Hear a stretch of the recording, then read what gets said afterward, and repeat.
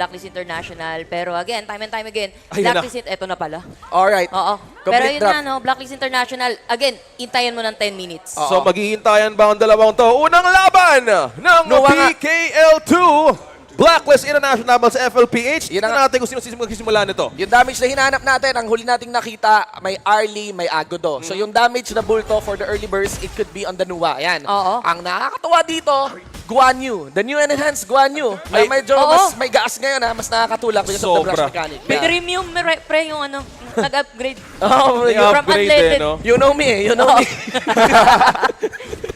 Kaka-change oil lang. Maganda talaga mag-change oil. Especially kung ano, no, kung sobrang may kalawang na yung kadena. Yup. Pero maraming salamat TNT dahil merong Anversaya 25, panalo Oy. 30. Diba? So going back to the point of Shinbo back there, guys, sa mga nanonood ngayon about the Guan Yu, mas enhance yung tulak. Yup. Yeah, yan. So yung backline initiating ng Blacklist International in terms of counterplay ay sobrang taas. Teka lang, may nagaganap sa baba. May konting exchange ito ng poke from the side of the map. Yeah, So, yeah. I was expecting kung ano nangyari dun sa yung sa first 1 minute na cycle. So sa ngayon mga tol, wala. Yan. Wala. Ang susunod pong objective sa ganitong oras, 1:30, is yung side brush teleport. Ayan, yan. Oo. Kapakiniguan nyo kung kukunin. Yung Usually, teleport speed. ginagak yung class jungle. Nakapwesto yung Nuwa. Andun yung Nuwa, andun yung Agodo. So, possible engagement? Hindi. Oo, No. hindi. Bakit? Walang info na makita yung Team Flash. Yung Nuwa may teleport, may emergence. Maingat sila. sobrang importante talaga ng objective na yun earlier para mas makakaikot kaagad ang Blacklist International. Oo nga pala, meron tayong going manga crossover si Erskine, get famous Japanese voice actors as well. Pero ang kilala ko dyan yung sa Sanse, si Kirito yan, men. Kirito. Ay, Oy! yung Kirito yan, men. pala. Grabe. Teka lang speaking of which, Grabe. ito na Sana may Kirito Hindi Alage. na naman One. tayo. Oh? Emergence, taniman ng isa dito, and nakonekta ng wifi ang isa, pero hindi ba yata sila napupulin para sa ng FLPH. Going it safe, and Yeah. respeto naman para Yeah. sa Black. I think the word safe right now is the main keyword ng Blacklist na hindi mo na mag-engage early on as Yeah. we see the shift. Yes. Ano nga bang priority? Ang interesting part lang doon, level 4 sana si Bridget, si Chaz level 3 pa lang. Yung Zhuangzi, wala sana, alam mo yun, walang butterfly effect sana. So sabi sana, like wala pa yung anti-crowd control. Pwedeng pumlaster, pwedeng, alam nyo, ito sa akin pag tumatagal yung game, ayan, diretso rin ulit. Blacklist po lumalamang by design. As in, gusto ng Blacklist i-drag on yung game, yung kit nila pang design sa mas matagal na game. Alam natin yung Kongming. Gusto Oo ng nga Kongming pala. ng Sila ngayon ng streak Kongming, di ba? Pinag-usapan natin kayo yung possible pick na to and I think FLPH will want to take advantage of the open chance about the Kongming being used, no? Maybe for the early Yeah. or for the Nuwa, Battle of the Mid Laner Burst. Dito sa dalawang team na to. Ano kaya laman ng rune? Yun yung pala, curious ako dun sa rune sa babae. Eto Gusto na. ko alam, no? Kasi, kaya yan hindi pinaprioritize ang random kasi. Ayan kasi yung... Sabi ko nga, Parang sobrang gacha random. no? Kapag ka hindi mo gusto yung nakuha mo, men, lagay mo sa battle. Oo. May bote, pangarap ko na din. Paano mo na lang, ipadaloy mo na lang sa river eh. No? Okay, mga kaibigan, manonood, 40 seconds, lalabas ang Tyrant Overlord. Ngayon, hindi kaagad sa 40 seconds yung babantayan yan, yung pre-positioning. Oo. So, nag-teleport si Jashi, bababa, may biik pa siya pwedeng kunin dito sa may pinakababa, that's around 5 seconds. Ngayon, pwesto ba nila ay sa likod ng Tyrant? Andun Yung si Ogren Fierce, kasi nasa taas, si Zekes nasa taas pa. Okay. Oo. It could be a 4 versus 3, pero nakaposition na rin naman. Nag-change position dito. Itong sila Yan na. Fierce and also ito si Consi. Sila yung mas naka-establish na position Okay. for the side ng FLPH. I think ramdam din yan ng Blacklist Mukhang International. ito atang babantayan ng FLPH, knowing how they wanted to start Yan, games clear. before. Yeah. Sa PKL1, will this be the objective na binabantayan ng Blacklist? Magsisimula yan sa taas. Dumugo si Chami-Wan, ha? Yeah. Dumugo si Chami-Wan, pero siya may pwesto sa teleport. Nauna siya sa teleport, susunod pa lamang yung Dharma, magsisimula na yung Tyrant Dance. Ito na nga, Napakabilis ito na nga. lang yan. Tyrant Dance na yan. Mas nakauna pa nga nakapwesto yung Blacklist Ayun na International. nga. Sa FLPH dito. Ito na yung tula kami from Nuwa, pero the Tyrant will be secure ng Blacklist International Uy! dito. With the bang laser coming from Nuwa, first blood will be getting.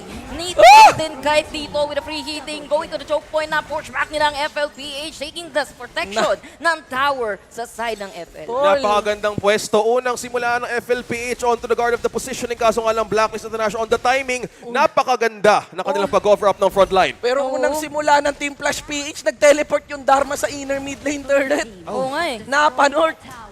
Mga Grabe kaibigan, a little, kung magte-teleport ka doon sa inner mid lane turret, hindi outer, medyo off ka ng mga 2 to 3 seconds eh. Oo. Para makarating. Medyo understandable na nauna na yung blacklist doon sa Tyrant. Yeah. And that is because willing makitrade si Chami doon sa taas. Alam mo ang ginawa ni Chami kahit off-cam? Clear Yeah. niya lang. Yun ang yung kailangan na gawin. Nangalahati lang yung buhay niya, nabawasan siya ng Dharma kasi clear eh. Minion yung binabanatan niya habang si Dharma siya yung pinapalo. Pero dahil nauna siya sa clear, nauna siya sa teleport. Sobrang ganda ng 5 ginawa people ka agad. A Early worthy, seconds of Tyrant. a worthy trade for that Yeah. kahit sa clear lang namin. Kasi ang pinaka-call talaga din dito, I know we see them as two. They start with Ogran before, pero ngayon with the Agudo, still makes sense kung paano nila jumpstart yung kanilang damage early on. So mas may pabor ngayon ang teleportation across the map for Blacklist International. Tower down! T1 tower down sa bottom lane. Yeah, pero tingnan natin ha. Pwede nila to commit. Ayan o, Chami 1. Ayun, Well, hinahabol nila dito si Chami, pero I don't think na maaabutan nila. Ang Pero lakas Torre. pakiramdam kasi ng Chami eh. Torre na ang problema, naging inner din. Inner turret ng Blacklist sa baba. Pero Oo. nung nakaramdam dun yung Blacklist International, that was so much information na lahat ay pwede magpahabol kay Chami 1. Another T2 turret has been taken. At walang nag-teleport, hindi na tineleportan mula sa taas. Naglakad man-umano papunta sa may mid. Hirap na na. Medyo yung rotation dito a little off. Let's see, possible fight. Baka magkatagpuan sila dito sa may blue side jungle. Ayan, so ngayon Blacklist, wala silang primal banda. Medyo Wala na-shake na, off wala dun ng ikot ng FLPH in terms of the responding or the response to counter go. Pero may mabubutas ata na Torre from the high ground turret Ipupush from nila the bottom. Kaya, Kasi kaya. kung Kaya mapush yan. yan, it's a bit of a, actually it's a high risk potential for FLPH kung pabayaan nila yung high ground turret nila sa base. Yeah, pero ayun eh. Ito na kasi yung next objective na gusto ng Blacklist Yeah, International eh. tsaka Agodo yan. Pwede talaga mag-siege yan. No? Ganyan na. Oo. Nuha, Agodo. Lapit. Minion Ubus lane. agad yung minion. Tapos yan, may konting tiro ulit na pwedeng gawin dun sa Torre. Yung Oo, Dharma lang. kalahati yung buhay ni Kaso Flynn dito, ah. Pwede sana sumetap yung Dharma the moment na mangyari yan. No? Malayo eh. Top lane eh. Nadje-check yung Torre. Next Oh, wave. Next wave, next Next wave. wave ulit. Okay. So, rinse and repeat, Blacklist International, how about FLPH? Kasi we've seen them choose the right meta picks for their own lineup for the draft. Kongming and Chano. Is this really working right now? Or kulang pa ba? Dapat sana, early on sana, ginamit na talaga. Like, may aura talaga doon eh.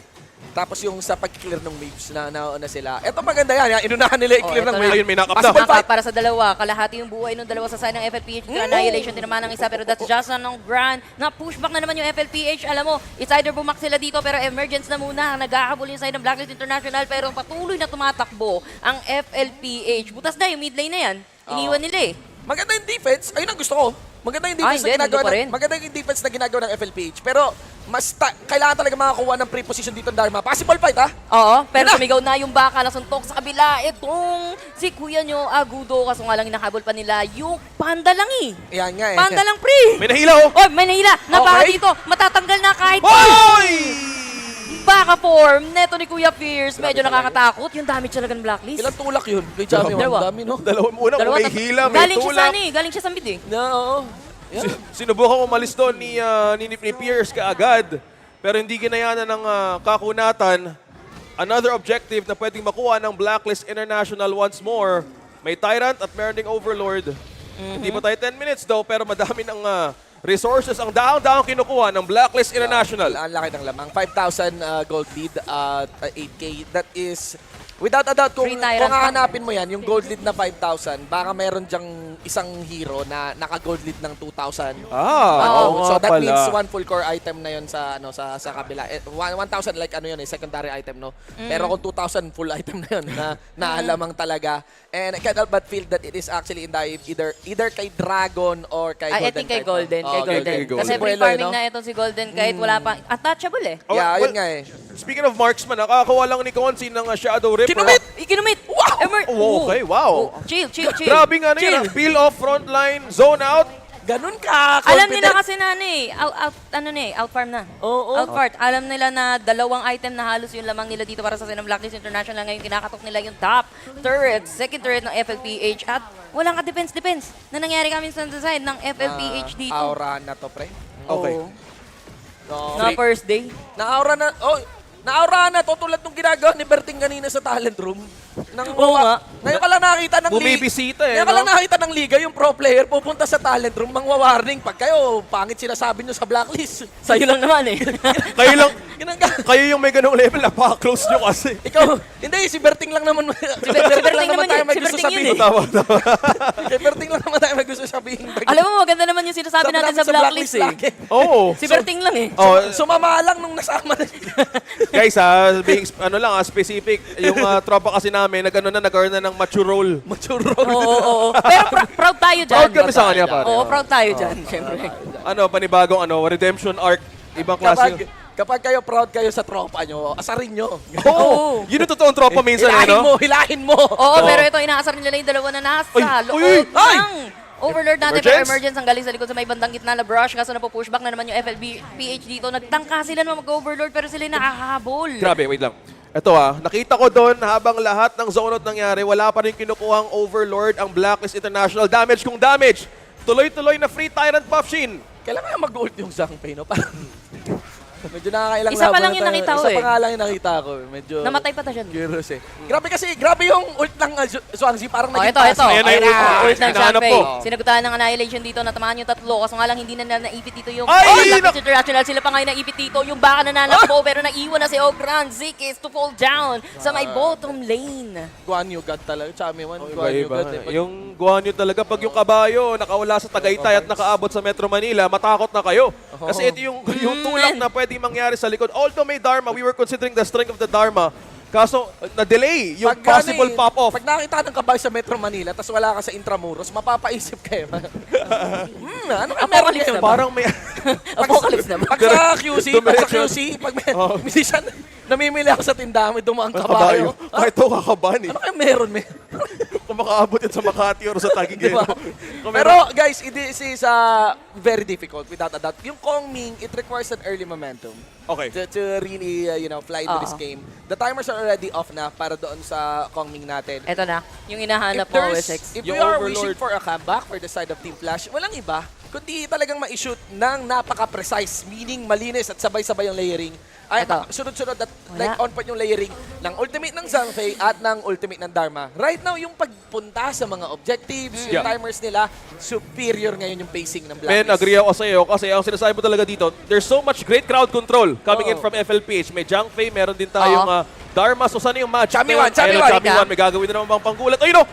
Yung motor sa likod. Yung motor sa likod, wala na magalingan pero tinulak siya dito ng baka, tinalunan natin pero napakakunat ng kalahati yung buhay. May nakuha na, nakitap na isa and make that two kasi Zikis. Mukhang nagdedelegado na din kahit nag-Conductor of Soul Shab, the killing spree, pre-hitting Dragon, pre-hitting Golden Kite from behind and pushback men, walang nagagawa yung kakunatan ng baka dito. Chami Wan with the wraparound. Hindi nakarespond kaagad ng FLPH. Open ang base. Open na nga yung base dito at mukhang ginatid na ng Blacklist International na namamanhigan sila. Kita mo yung nag-bop, crucial team fight tank para kay Chami Wan. Medyo endables na to, naghihintay na lang sila ng isa pang Ayan pa. minion wave. Actually, si Mama Dragon pala yung Oo, hinihintay nga, nila may anak dito. pa. Men, tinaniman na ng Overgrowth. Sabi niya, magtanim may D-Biro. Maghapong nag-green dito sa Honor of Brains. Dahil, eto na nga ang emergence sa muka ng FLPH dahil Blacklist International ang magse-secure ng first game of this series. Nine. Ang unang panalo ng BKL Fall 2025. Open up by Blacklist International. Blacklist International, a very dominating start, 9-0.